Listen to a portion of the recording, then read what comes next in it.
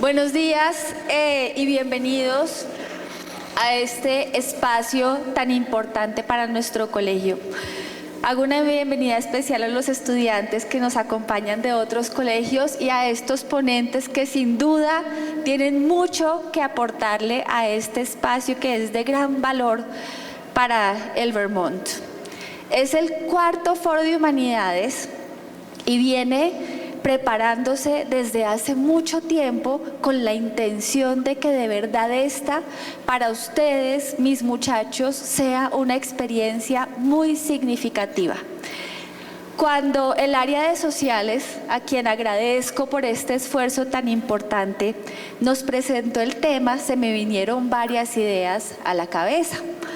Una es que cuando hablamos de arraigo, cuando hablamos de identidad, estamos hablando de los diferentes territorios y vamos a ver hoy y mañana que esos van a ser los temas que vamos a manejar. Y pienso en territorio a nivel macro y me pregunto cómo todas estas disputas que se están generando en nuestro planeta a nivel internacional se basan en la idea de unos límites muy fuertes entre nosotros, inspirados por creencias religiosas o de pronto por la necesidad de defender el tamaño de una tierra que nos pertenece, pero detrás de eso, ¿qué se genera y cuántas personas pueden salir afectadas por estas decisiones? Cuando yo lo voy aterrizando a nivel micro, pienso en nuestro país. Yo soy una fiel amante y defensora de nuestro país. Y a veces me pregunto cómo también pasan cosas en nuestro país por defender la tierra o tierras que de pronto no están tan acompañadas por la justicia. Y ustedes finalmente, al ser informados de esta situación y desarrollar un buen pensamiento crítico, tienen una responsabilidad muy grande del cuidado de nuestro país. Nosotros ya, los que estamos aquí, o por lo menos yo, ya pronto vamos a terminar nuestra vida laboral, ya vamos a terminar nuestra historia, tal vez como formadores o como trabajadores, pero este país va a quedar en manos de ustedes. Y para mí, toda esta información tan valiosa es un llamado para que ustedes de verdad, con la cabeza y con el corazón, sigan haciendo de verdad esa tarea de cuidarnos a todos. No encapsulados, sino con una gran conciencia de lo que somos como toda una comunidad. Y a nivel todavía más micro, me pregunto cómo cada uno de nosotros en esas interacciones pone por encima del respeto al otro sus intereses personales. A veces al contrario, alcanza a dimensionar la necesidad y la emoción del otro a favor de una muy buena convivencia, que finalmente se refleja ¿en qué? En una cultura armónica y una cultura de paz que nace en nuestro colegio y que yo esperaría que nos enseñe que a futuro eso es posible que ocurra al interior de nuestras familias, nuestras ciudades, nuestro país y nuestro planeta. Entonces, creo que este tema que se va a abordar en estos días es un tema supremamente significativo y desde ya, insisto, agradezco al departamento del área de Ciencias Sociales, a todas las personas que acompañaron esta producción y este desarrollo desde el área administrativa de comunicaciones, porque se ha hecho un trabajo bien importante para que salga bien. Pero saldrá bien si ustedes lo aprovechan y guardan de esto algo importante para ese desarrollo del resto de su vida. Entonces, muchas gracias de verdad por estar acá y estaremos muy pendientes de cómo se van desarrollando estos días. Bienvenidos.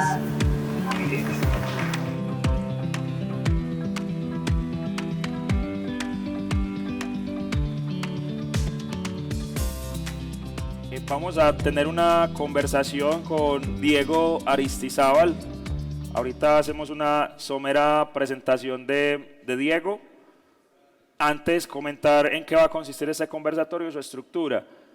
Vamos a conversar aproximadamente 30-40 minutos y vamos a disponer entre 15 y 20 minutos para las intervenciones de los estudiantes, intervenciones o preguntas que detone esta conversación. Quiero pedirles un favor encarecido, y es que pongamos nuestros teléfonos en silencio y estos elementos que puedan generar algún ruido que interfiera pues en la conversación. No, pues creo que lo importante sería saber quién es Diego Aristizábal, que me parece importante antes que nada presentar a nuestro invitado. Diego Aristizábal es comunicador social, periodista de la Universidad Pontificia Bolivariana. Ha trabajado en los diarios El Colombiano, El Tiempo y El Mundo. Ha sido docente de periodismo en universidades como la Universidad Externado de Colombia, la Pontificia Bolivariana y en la Colegiatura Colombiana. En 2006 ganó el concurso de literatura Con la pelota en la cabeza de la Alcaldía de Medellín y en 2007 ocupó el tercer puesto en el concurso Un cuento para tu ciudad en 100 palabras. Estos textos pues que hace el Metro de Medellín. Igualmente es autor del libro de cuentos Memorias de un hombre solo. Diego Aristizábal también fue director de la Fiesta del Libro y la Cultura de Medellín. Diego, bienvenido. Muchísimas gracias por aceptar la invitación a este cuarto foro de humanidades. Esta es la comunidad educativa que te va a prestar atención a tu voz, a tu palabra. Y yo quería iniciar antes con una pregunta para detonar, pues, romper el hielo, diríamos vulgarmente, o de una manera informal, ya que el centro de esta conversación es la lectura y los libros. Quisiera preguntarte inicialmente qué es para ti leer, qué significa para ti leer y qué es para ti un libro, qué significa para ti el libro. Con esas dos preguntas podríamos iniciar. Perfecto. Aló. Profe Francisco, muchas gracias por la invitación, a Juliana, al profe Jaime, a Edwin, bueno, a toda la institución, a ustedes como estudiantes, qué gusto poder estar compartiendo en la mañana de hoy un tema que a mí me apasiona, pero que no siempre me ha apasionado, o sea, que no siempre me apasionó. Y ahí, pues, por supuesto, voy dando respuesta a la pregunta que me haces, y es que yo no sé cómo haya sido el acercamiento de cada uno de ustedes con la lectura, yo no sé cuál sea la referencia que tengan ustedes sobre la lectura, pero para mí en un primer momento, incluso cuando estaba en el colegio, era un asunto muy aburridor, un asunto donde yo no encontraba lo que muchas personas o muchos profesores trataban de decirme alrededor de la lectura. Y fue con un libro de Daniel Pennac que se llama Mal de Escuela, donde él hablaba de que en realidad, por ejemplo, un profesor tenía que ser un gran lector de muchas historias, de muchos libros, y que en un aula de clase no tendrían por qué leer los estudiantes el mismo libro a la vez, sino que casi que dentro de esos grupos de 10, 15, 20, 30 estudiantes, un profesor tendría que tener la capacidad a veces de detectar qué gustos tiene cada estudiante y en algún momento irlo soltando ahí como migas de pan, ¿cierto? Como provocando justamente ese amor por los libros. Y me llamó mucho la atención eso porque ahí entendí que el universo de la lectura, el universo de los libros es fascinante, es como el amor. ¿Quién de aquí no quiere enamorarse? O sea, creo que todos queremos enamorarnos, todos buscamos el amor de manera directa o indirectamente, ¿cierto?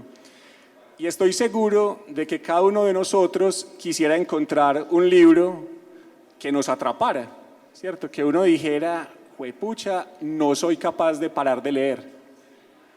Cuando eso pasa justamente, que me pasó a mí en ese instante también, uno ya no es capaz de parar de leer nunca. Y uno ya lo que hace o lo que siente es que todo ese tiempo que uno ha dejado de leer, uno dice, no puedo creer cómo dejé que pasara tanto tiempo sabiendo que casi que en la vida uno tiene los libros contados, ¿cierto? Uno piensa que va a durar mucho y cuando uno está, por supuesto, encarretadísimo con la lectura, uno siente que va a durar eternamente y se da cuenta de que el tiempo es muy breve y que hay muchas historias diversas, muy diferentes, de muchos autores, de muchas culturas, de muchas temáticas que uno quisiera leer y no va a poder. Y el tiempo entonces se vuelve como ese enemigo. Casi que uno empieza a comprar libros pensando que en la medida que uno compre libros va a prolongar la vida. Y en esa medida entonces, y ya con esto pues cierro este primer momento, profe, para que entendí que realmente la lectura para mí era una manera de acercarme a la vida, de hacer la vida más agradable, ¿cierto? Para mí la lectura simplemente era una forma de vivir mejor, ¿cierto? De vivir distinto, de vivir muchas vidas. Gracias, Diego. Qué interesante esto que nos dice sobre uno tiene los libros contados. Y qué bonito eso, porque generalmente asociamos eso con los días contados de nuestra vida, etcétera. Yo te quería preguntar también a propósito de eso que dices sobre los libros contados. ¿Qué hace o qué puede hacer que un libro te atrape? O sea, ¿en qué radica la potencia de un libro que te absorba, que digas yo no me puedo desprender de este libro? Es decir, ¿qué debe tener un libro para que logre eso en uno? Mira, yo creo que antes de responder esa pregunta hay algo que quiero mencionar, y es uno cómo se hace un lector, o uno cómo obviamente encuentra esas historias que lo atrapen, ¿cierto? Creo que la música que ustedes escuchan, el cine que ustedes escuchan, yo creo que han escuchado muchas canciones, han visto muchas películas, y algunas de ellas, después de ver muchas, dicen, esta película se vuelve mi película favorita, o esta es mi canción favorita, y eso cambia. O sea, la película favorita, la canción favorita no es eterna, o no siempre pasa, ¿cierto? Hay veces, yo tengo un reproductor y a veces hay una canción que cada que me monto al carro la pongo y dura un mes, y luego me cansa.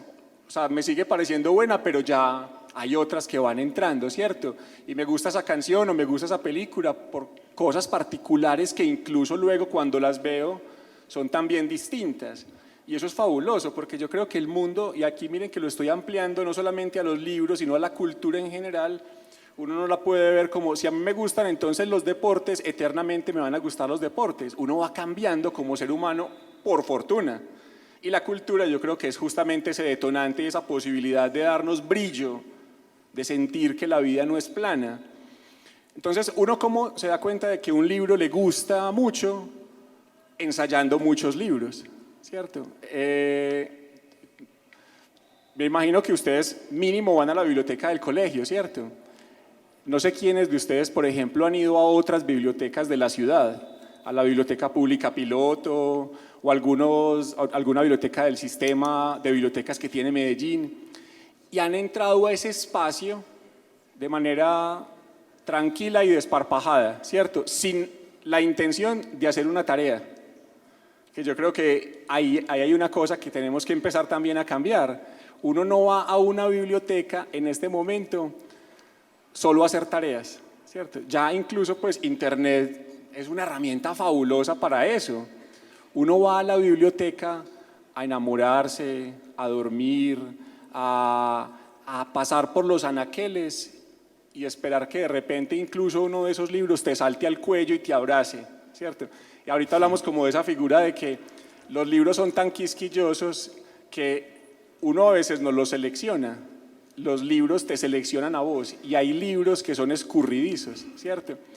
Y te seleccionan solamente en determinados momentos. Entonces, menciono ese papel de la biblioteca o ese espacio que es la biblioteca, porque para mí no hay mejor lugar para ensayar a leer que una biblioteca, ¿cierto? Uno en una biblioteca recorre, un lomo te interesa, una carátula te interesa, lo abres al azar y lees un párrafo.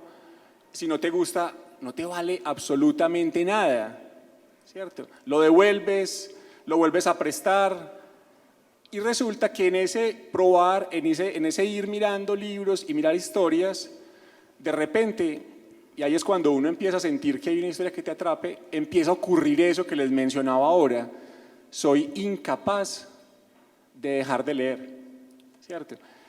Alguien hablaba una cosa muy bonita, por ejemplo, de esas historias que era el asombro de la noche. ¿Saben qué es el asombro de la noche? Gracias, hermano.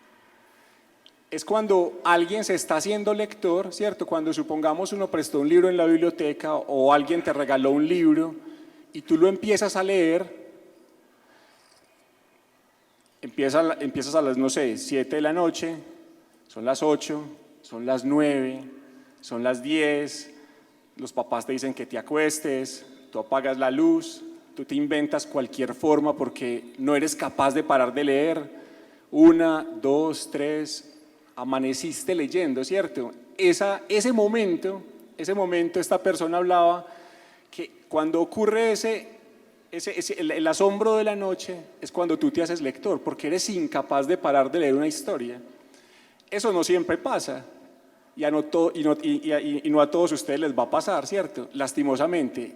Y no es que el que lea es mejor que el que no lea, ¿no?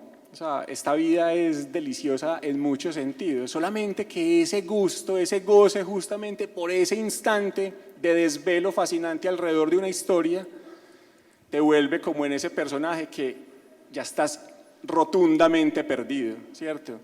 Ya no sos capaz de parar de leer, ya no sos capaz de pensar en otra cosa distinta al cómo se va a desarrollar esa historia, de cómo va a terminar esa historia, y vas a tener que seguir bebiendo de otras historias. Y ahí hago un énfasis para que sigamos la conversa, y es que el acto de leer, a pesar de que es un acto aparentemente solitario, no es un acto que te aísle, al contrario, es un acto que te conecta con los otros, porque cuando sea porque les pasó la noche del asombro, sea porque disfrutaron de una lectura, así como ustedes comparten una canción, así como ustedes hablan de las cosas buenas que les pasan, cuando uno encuentra una historia que le gusta muchísimo, lo único que uno quiere es compartirla con otro, ¿cierto? Es hablar de esa historia con otra persona para que a esa persona también le pase algo similar.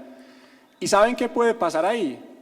Que esa historia que a uno le fascinó y que uno la compartió, otro la leyó, y puede que para esa persona esa historia no sea tan fascinante. Y eso es maravilloso, porque también nos abre las posibilidades entonces de cómo un libro tiene muchas lecturas, muchas posibilidades de comprender ese libro, y cada uno al menos también va a empezar a hacer esa búsqueda particular alrededor de qué es lo que le gusta de este universo. Genial, Diego. Diego, decía Jorge Luis Borges que de los instrumentos creados por el hombre, quizá el más asombroso y fascinante sea el libro. Una reflexión pues, que también comparten otros grandes del pensamiento como Carl Sagan y otros gigantes, seguramente también han estado enamorados de los textos.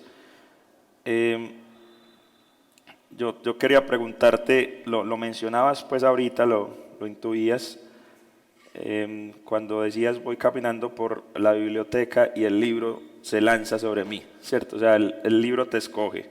Y con eso respondes la pregunta que te hacía, ¿cierto? ¿Qué hace que un libro te atrape? No soy yo quien, es él quien me atrapa, me siento capturado por él, soy una víctima, una presa. Y quería preguntarte por ese lugar de los libros, por la biblioteca, y lo mencionabas ahorita también en el contexto de las tecnologías posmodernas y demás. ¿Cuál es el sentido hoy de la biblioteca? Si ya hoy la gente, lo decías ahorita, vamos a múltiples cosas, pero quiero que conversemos un ratico sobre la biblioteca como ese lugar de libros. ¿Qué es una biblioteca hoy en día? En el contexto de internet, la difusión de tecnologías, etcétera, ¿qué es una biblioteca hoy en día? Y mira qué interesante lo que nos dices. No tienes que pagar, vas, usas el libro las veces que quieras, los prestas las veces que quieras. ¿Qué significa una biblioteca hoy en día, Diego? Sí, mira que esa es una pregunta que yo me hago, pues porque me muevo en este universo de los libros, me hago permanentemente, ¿cierto? O sea, ¿qué es una biblioteca hoy en día? ¿Para qué sirve una biblioteca hoy en día? ¿Qué pasaría? Y piensen en esto, si ustedes hoy se acuestan y mañana se levantan y llegan al colegio y la biblioteca ya no existe. los libros que incluso tenían de pronto alguno por ahí en la mesita de noche, que prestaron en alguna biblioteca o que les regalaron, desaparecieron, ¿cierto? Ya no están. ¿Cómo se sentirían ustedes? Puede que digan, me da igual, pues para eso está mi celular, para eso está el televisor, para eso está un computador, para eso está el mundo entero, para eso está viajar, ¿cierto? ¿Cómo se sentiría cada uno? Y aquí quiero contarles una cosa que me parece muy bacana, que un escritor que se llama David Foster Wallace recordaba en algún discurso que dio ante estudiantes también que estaban a punto de graduarse, y explicaba y contaba una anécdota muy bacana, y era, resulta que en una pecera iban nadando dos pececitos, muy tranquilos, dos peces jóvenes nadando, chan, chan, chan, y de repente, en el sentido contrario, venía un pez más viejo, y cuando se cruzó el pez más viejo con los pececitos jóvenes, al pasar les dijo, hola chicos, ¿qué tal está el agua? Y los pececitos siguieron nadando, y el pez viejo siguió nadando, y al rato, uno de los peces jóvenes le preguntó al otro, ¿oíste? ¿Qué demonios es el agua? ¿Qué demonios es el agua, cierto? Y esa anécdota tan sencilla que narraba David Foster Wallace, yo la he relacionado también con las bibliotecas o con la cultura, ¿cierto?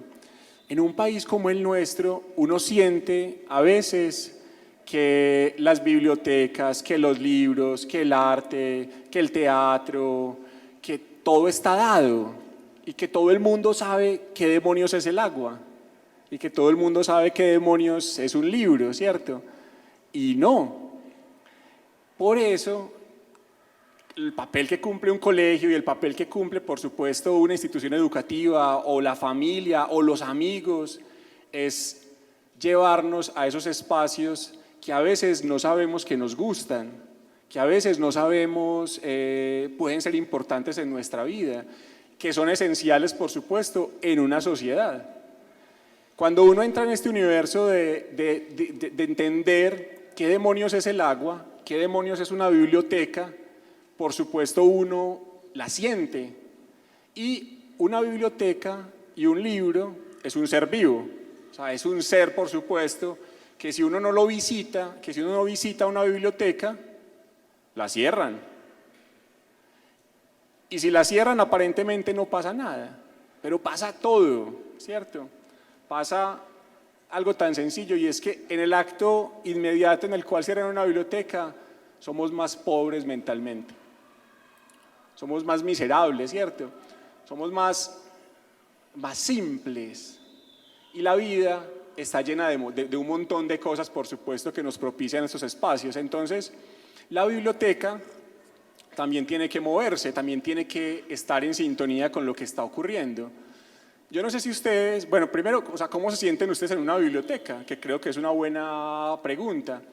Y yo no sé si alguno se ha preguntado, si alguna se ha preguntado, o sea, ¿cuál sería la biblioteca ideal? Y cuando uno empieza a pensar también como eso, yo creo que uno puede ayudar a construir esos espacios, ¿cierto? Lastimosamente no conozco la biblioteca del colegio, que me imagino puede ser un espacio provocador, agradable, acogedor, porque la biblioteca también ha cambiado en mucho sentido, y es la biblioteca, por ejemplo, ya no puede ser, o no solo puede ser un lugar donde se hace silencio. Ustedes, yo creo que de pronto ya pasaron eso. A mí me tocó la biblioteca como un lugar de castigo, la biblioteca donde uno estaba hablando así fuera, susurrando algo con el otro, con un compañero, y ahí mismo la bibliotecaria, shh, y todo quedaba así como uno, como que, pucha, ¿qué hago? O sea, entonces, ¿qué puedo hacer acá? Y ahí viene un poco cómo nos relacionamos con los libros, ¿cierto? O sea, si por ejemplo uno, cuando es niño, alguien te presta un libro, alguien te está mostrando un libro, y un niño, por supuesto, tiene las manitas flojas, duras, torpes, y entonces coge la página así, ahí mismo el papá o el tío o el adulto le va a decir, no, ojo, no lo dañe, ¿cierto? Como que no, así no es. El niño relaciona libro, Cuando yo lo toco me regañan o me pegan o me hacen lo que sea, libro aburrido, yo no lo quiero tener jamás en mi vida, pues porque, ¿para qué? Por eso una pelota siempre es tan provocativa, pues porque una pelota uno le puede hacer lo que quiera y ya, ¿cierto? Entonces un libro es como obviamente nos acercamos al libro, como el otro nos muestra el libro. Y ahí, por supuesto, empieza ese papel de la biblioteca también. Entonces, una biblioteca, o sea, por ejemplo, ¿quién se ha dado un piquito en una biblioteca?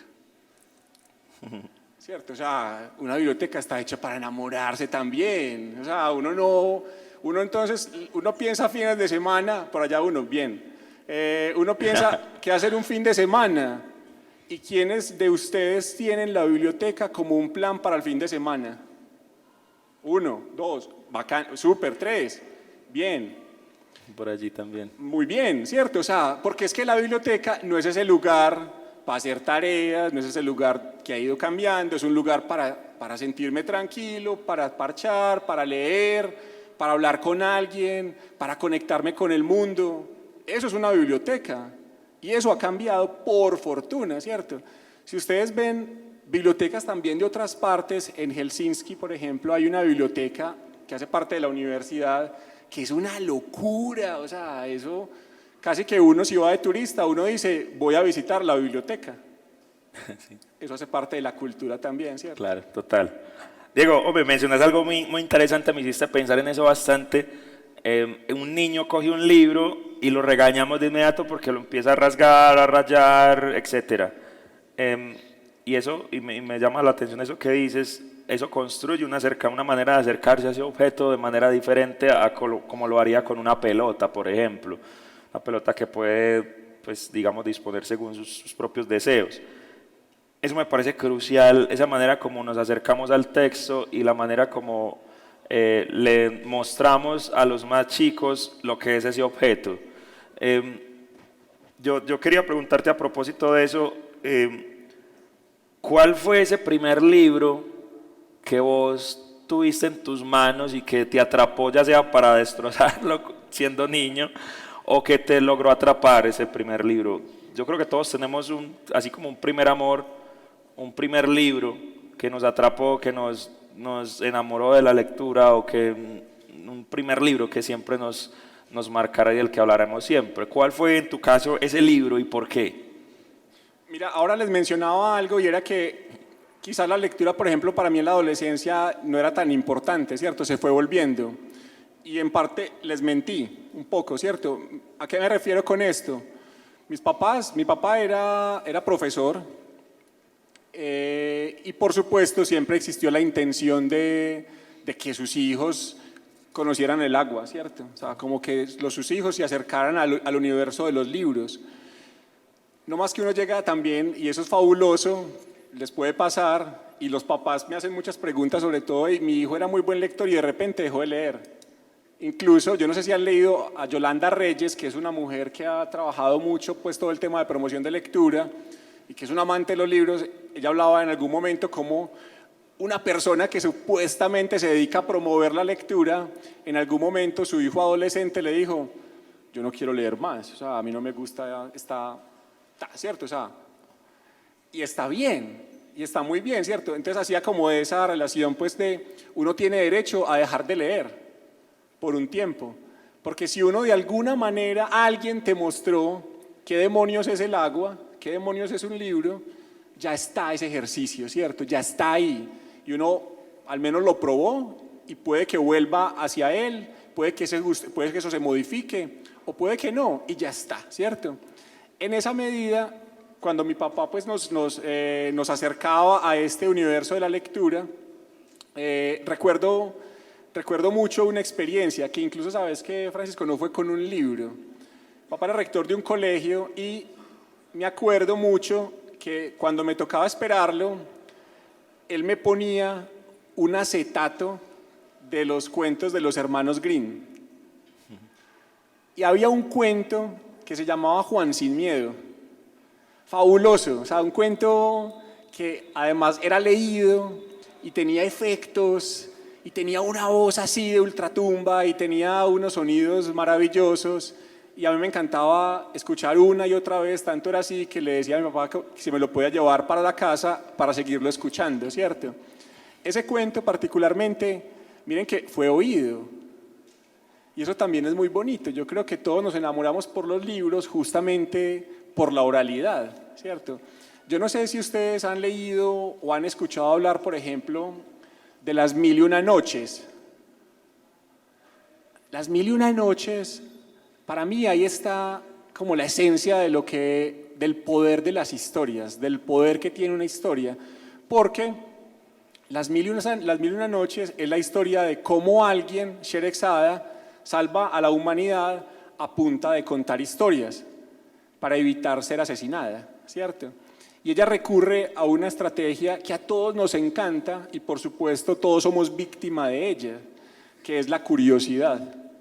Sherezada empezaba a contar una historia ante ese rey malvado que la iba a asesinar antes de que amaneciera, y ella empezaba a contar la historia y le contaba la historia, y cuando ya sentía que iba a amanecer, ella decía, ella en ese momento cuando se daba cuenta de que estaba a punto de amanecer, dejaba la historia en punta, ¿cierto? La dejaba en el momento donde uno es incapaz de parar, donde uno es incapaz de decir, o sea, donde uno no puede abstenerse de que sigan contándole esa historia. Y entonces ella decía, permíteme, oh rey maravilloso, vivir una noche más para que tú puedas saber el desenlace de esta historia. ¿Qué hacía el rey?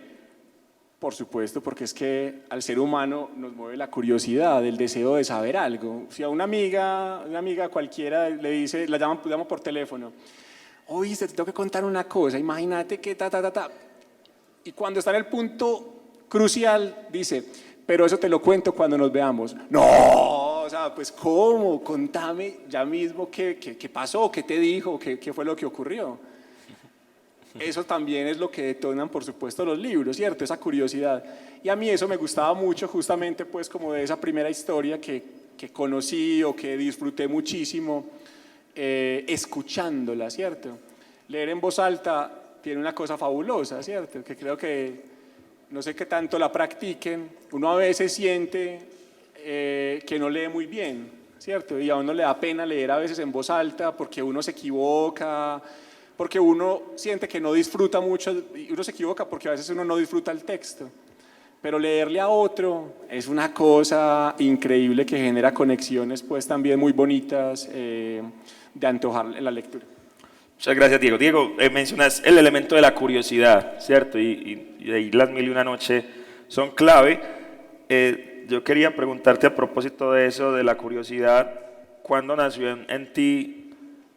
Pues supongo, uno empieza leyendo, se enamora de la lectura y después viene una curiosidad por escribir. Y creo que hay una relación ahí muy, muy interesante entre enamorarse de los libros, de los textos y atreverse a escribir. La curiosidad por tener tus propios textos. ¿Cuándo nació eso en vos? ¿Cuándo te diste cuenta que querías escribir? ¿Cuál fue ese primer cuento que hiciste o qué géneros exploraste cuando dijiste quiero escribir? Yo creo que cuando uno lee casi que de manera paulatina, poco a poco, la escritura se va dando de manera natural, ¿cierto? Como que uno empieza a tener también ese deseo, por supuesto, de hacer una frase alrededor del libro. Yo no sé si ustedes llevan diarios, por ejemplo, o sea, llevar diarios es una cosa muy bacana, porque uno en un diario es uno siempre guarda la esperanza y así debe ser un diario. En un diario uno es completamente sincero con uno mismo, pues porque uno no le va a mentir a algo que uno espera que nadie lea. Si uno se miente en un diario, pues se miente en todas las instancias, ¿cierto? Como que hay una cosa muy bacana porque es abrirse de corazón en ese espacio. Y en la medida que uno empieza a leer, uno va sintiendo esa necesidad de hacer reflexiones, de pensar cualquier cosa que uno quiera dejar planteada. Escribir incluso tiene que ver también, como lo decía Borges, refiriéndose más a los libros que eran como una extensión de la memoria, ¿cierto? Pero escribir también es una manera de prolongar, por supuesto, la existencia, ¿cierto? Es como que la palabra oral es muy potente pero sin duda, por ejemplo, la religión, ¿cierto? La religión es muy inteligente en ese sentido, las grandes religiones han sido muy inteligentes en ese sentido porque han sido conscientes de que pueden perdurar en la medida que ese legado quede escrito. Porque si solamente fuera oral, con el tiempo eso se va a diluir y se va a transformar, que no está mal, pero por supuesto cuando uno mira el Corán, la Biblia, ¿cierto? Son libros que fueron pensados para prolongar un dogma y eso es muy interesante. Cuando uno empieza a escribir, uno a veces siente que escribir de uno es más fácil. Sí y no, ¿cierto? Y cuando uno piensa escribir, también uno a veces lo hace como por error, también puede ser, ¿cierto? O de casualidad. Mira que ahorita el profe Francisco mencionaba un cuento que ganó en un momento, hace muchos años, un concurso que era un concurso que convocaron y el tema era el fútbol. A mí el fútbol no me ha interesado mucho. Siempre he querido que me interese mucho, pero no lo he logrado. No he logrado que me guste mucho el fútbol, porque yo veo a mis amigos que les gusta el fútbol y siento que pasan muy bueno también, ¿cierto? Pero también he entendido como que, así como ellos pasan bueno en el fútbol, yo también paso bueno leyendo y está bien y podemos ser amigos sin problema. Y una novia que tenía en ese momento me dijo, a ella sí le gustaba mucho el fútbol, me dijo, deberías escribir, a usted que le gusta escribir, así con tonito pues retador, deberías escribir un cuento sobre fútbol. Y yo, ¿qué voy a decir del fútbol, cierto? Y resulta que me monté una historia, además que tenía mucho que ver también con elementos autobiográficos de cómo cuando yo era chico jugábamos fútbol en el barrio, en la cuadra, y una perra una perra pitbull que hacía parte del combo de los marihuaneros de la esquina. Cuando nosotros estábamos jugando fútbol, estos pelados soltaban a Cristina, a la perra Cristina, para robarnos el balón, pues para dañar el balón, ¿cierto? O sea, el pitbull cogía la pelota y chao. Y entonces ese cuento que se llama Fue en los 90 cuando nos ganó Cristina, habla de eso, ¿cierto? De cómo el fútbol en el barrio se vivía a través de eso. Y ese cuento ganó, ¿cierto? Y es como entonces uno puede a veces recrear historias que aparentemente no son las que uno conoce más, pero que uno sí tiene vivencias que, y esto es clave en la escritura, dan nuevas perspectivas de ver la vida. Y cuando uno empieza a escribir, uno siente que finalmente a través de la escritura hay una inconformidad ante la vida. Y uno quiere verla distinta, ¿cierto? Y uno quiere que esa vida sea distinta y por eso la escribo. Creo que es un poco esa razón por la cual uno termina escribiendo después de leer también. Diego, excelente. Diego, creo que para ir ya como redondeando y dándole espacio a intervenciones o preguntas de los estudiantes, vos mencionabas ahorita, pues, citando a Borges de nuevo, el libro como un instrumento de memoria, una prolongación de la memoria, o una eternización de uno mismo, pues se va al cuerpo, queda el pensamiento plasmado en un texto. A propósito de eso que conversábamos ahorita del lugar, el papel de las bibliotecas hoy en día, el acto de leer y de escribir también hoy en día, quisiera que termináramos hablando sobre qué importancia tiene hoy en día la literatura como ese gran universo de los libros y en general de las letras. ¿Qué importancia tiene eso, sobre todo para las juventudes que están aquí escuchándote, Diego, estos muchachos, algunos de ellos apasionados desde ya por la lectura, otros no tanto, y como decías ahorita, es totalmente válido, no a todos nos tiene que gustar lo mismo, pero ¿cuál es ese lugar de la literatura hoy en día, sobre todo para estos chicos en el siglo XXI? ¿Para qué hacer literatura hoy? ¿Para qué la literatura hoy en día? Mira, yo creo que hay una cosa, de pronto lo voy a contar con una anécdota que se relaciona con la biblioteca y cómo, por supuesto, uno va entendiendo para qué la literatura. En este asunto, y voy a ser reiterativo en esto del agua, de los peces y el agua, de qué demonios es el agua, y en eso que también, por supuesto, a veces al otro hay que llevarlo para que comprenda qué es la literatura y qué puede gustarme de este universo que aborda todos los temas posibles, ¿cierto? Por más raro que sea, por el más extraño que ustedes tengan en la mente. Cuando yo tengo dos sobrinos, Pedro y Jacobo. Pedro en ese momento tenía por ahí unos 3 años, creo yo, y yo dije, bueno, voy a propiciar un encuentro solamente entre Pedro y yo, y quiero que ese encuentro sea en una biblioteca, ¿cierto? En ese momento habían recién remodelado la Biblioteca Pública Piloto, que es una biblioteca fascinante que queda ahí en Carlos R. Restrepo. Entonces yo dije, bueno, voy a llevar a Pedro allá, hablé con mi hermano, le dije, voy a recoger a Pedro porque lo voy a llevar a la biblioteca. No había ninguna intención de fondo, o sea, a mí no me interesaba y empezar a decir como que Pedro sea un gran lector, no, me interesaba que conociera ese espacio, ¿cierto? Que se diera cuenta cómo se habita una biblioteca. Cuando íbamos en el carro, le iba hablando para dónde íbamos, qué se iba imaginando él, y cuando llegamos a la Biblioteca Pública Piloto, que tiene unos corredores grandes, él llegó y empezó a correr, y yo lo dejé que corriera libremente en esa biblioteca. Al rato volvió, dijo, listo, vamos allí, vamos a una salita donde hay libros infantiles. Y le dije, pues Pedro no sabía leer, por supuesto, en ese momento.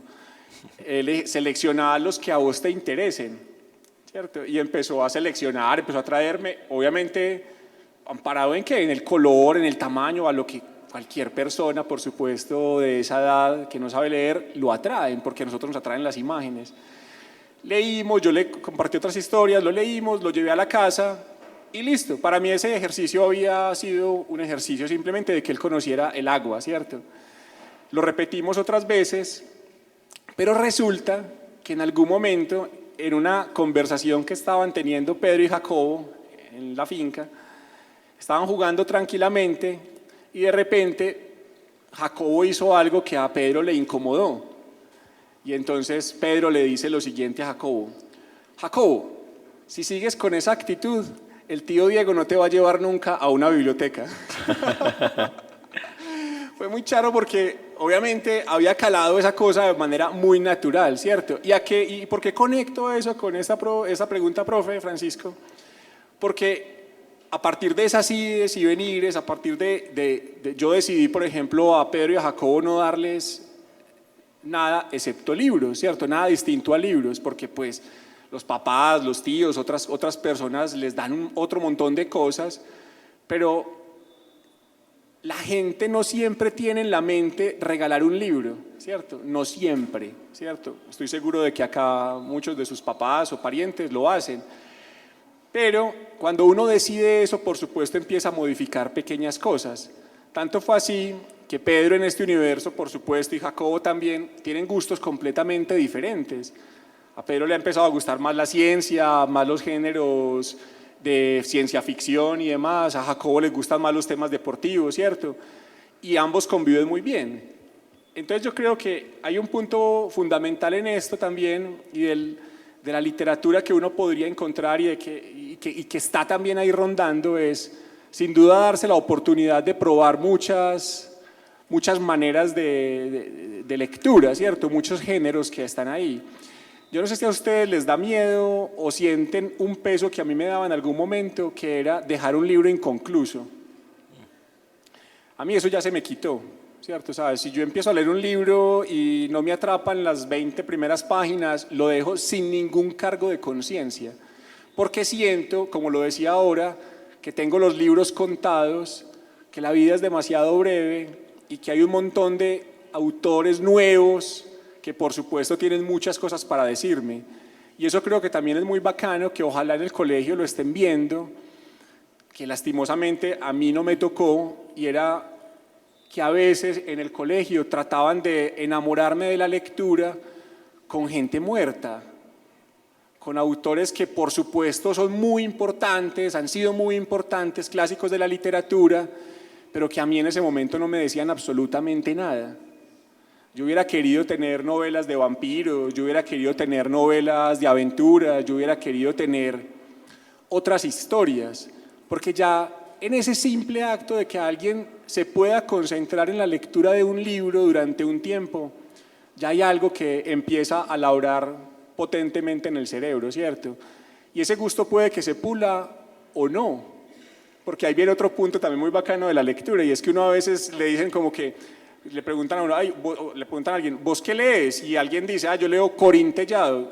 Pues que eso no es literatura, o Condorito, o Tintín, o lo que sea, ¿cierto? Como que si leer de alguna forma representara solamente un segmento del universo de los libros.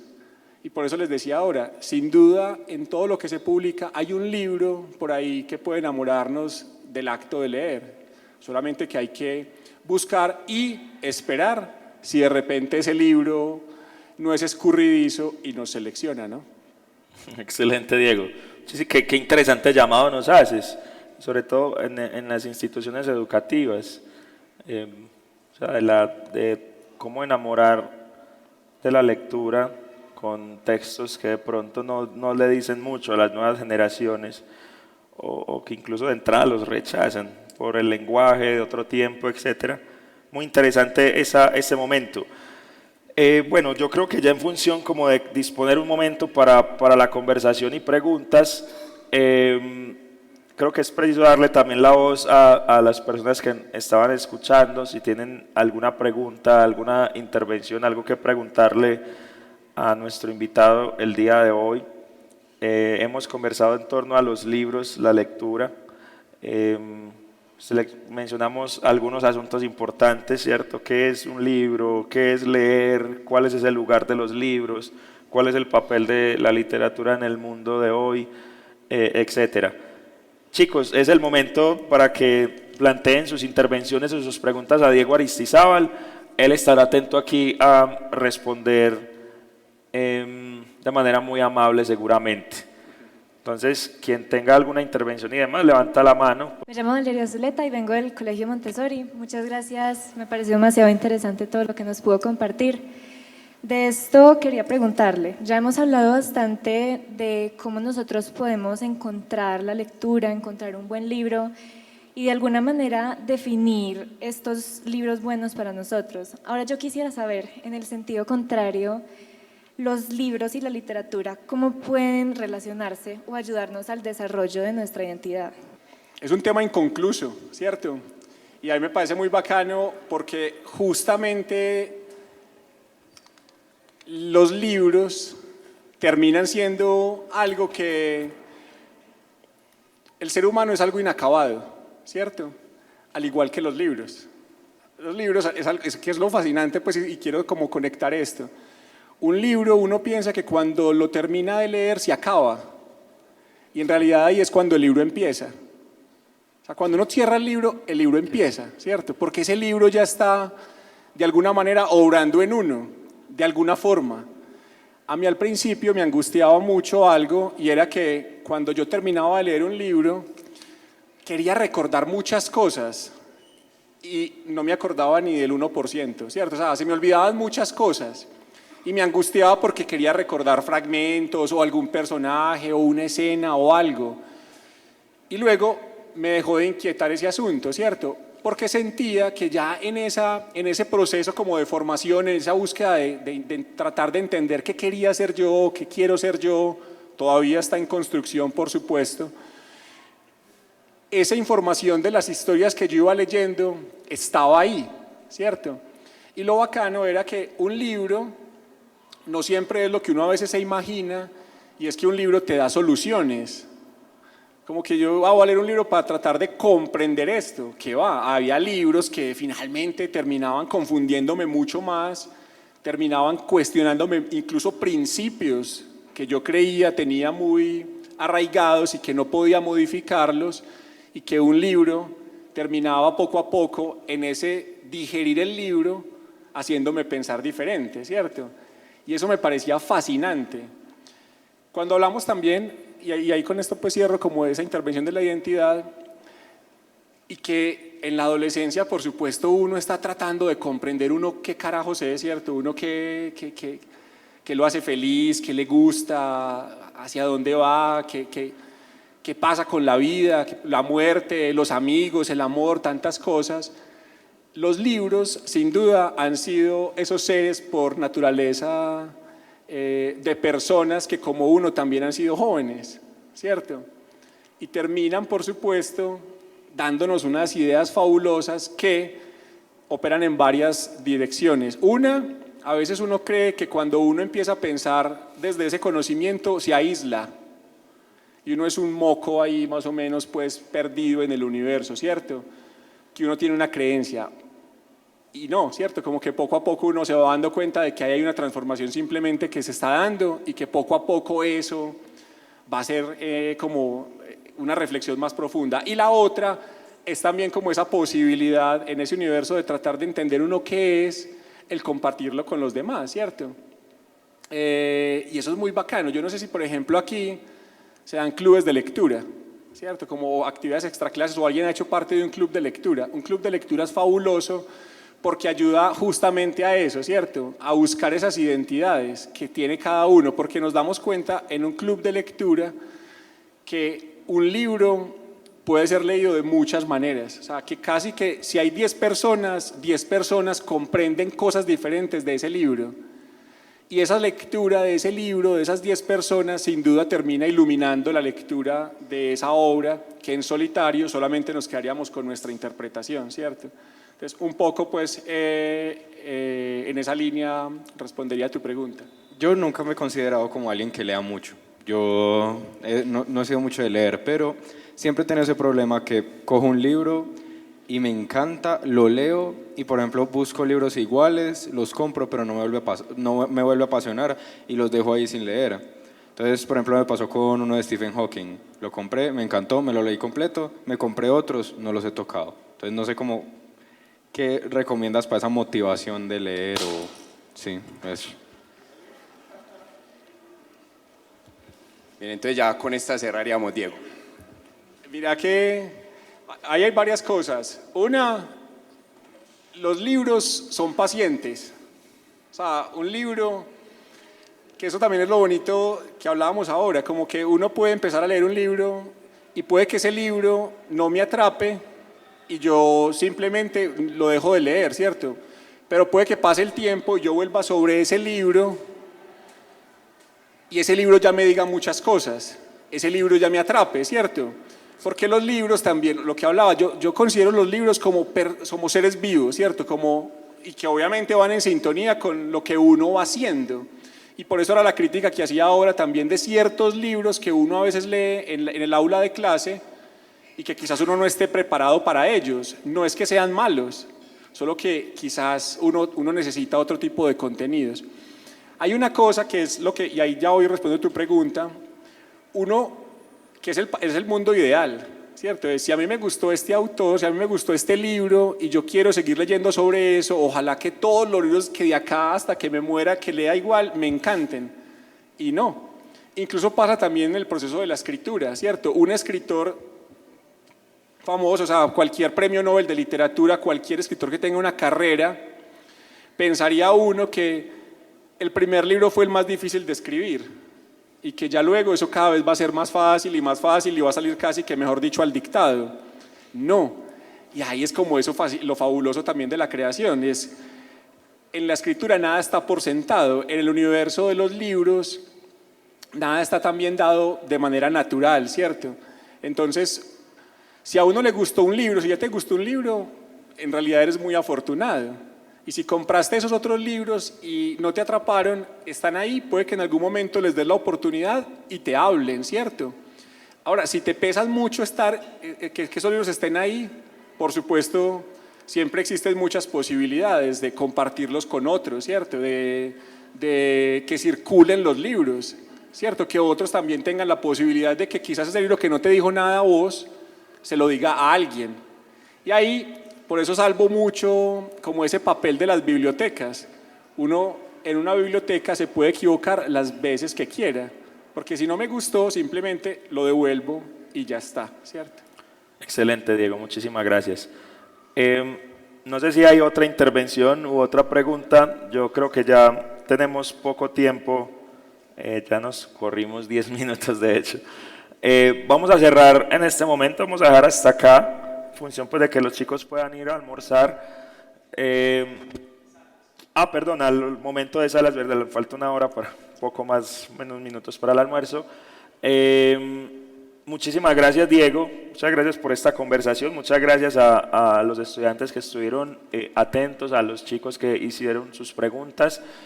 Este fue Diego Aristizábal. Quiero que le regalemos un aplauso, por favor.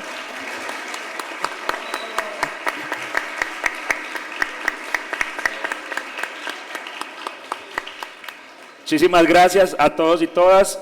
Vamos a continuar entonces con el segundo momento de las exposiciones en sala y luego pues ya vamos a la hora del almuerzo como tal. Diego, muchísimas gracias, hombre, un placer. A ustedes muchas gracias.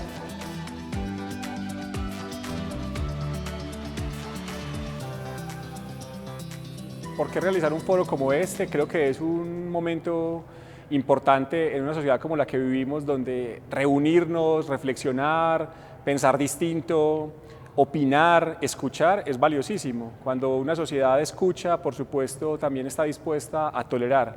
Y creo que a la par también en la conversación que tuvimos, los libros son buenos mediadores en ese proceso. Uno a veces siente que los libros son lejanos, distantes, pero los libros lo único que hacen son detonar también buenas conversaciones. Hay que acercarse a ellos sin miedo, sin pretensiones, sin esa soberbia que a veces nos han tratado de indicar en los libros. Cuando uno, por supuesto, se acerca a un libro y lo disfruta, es el goce luego de compartir ese conocimiento. Entonces, así como un libro, por supuesto, como un foro como este, lo importante siempre será salir de acá con muchas ideas, proponer nuevos conceptos, reflexionar, dialogar, a ver si poco a poco nos comprendemos en un mundo como este, a veces tan complejo y tan intolerante.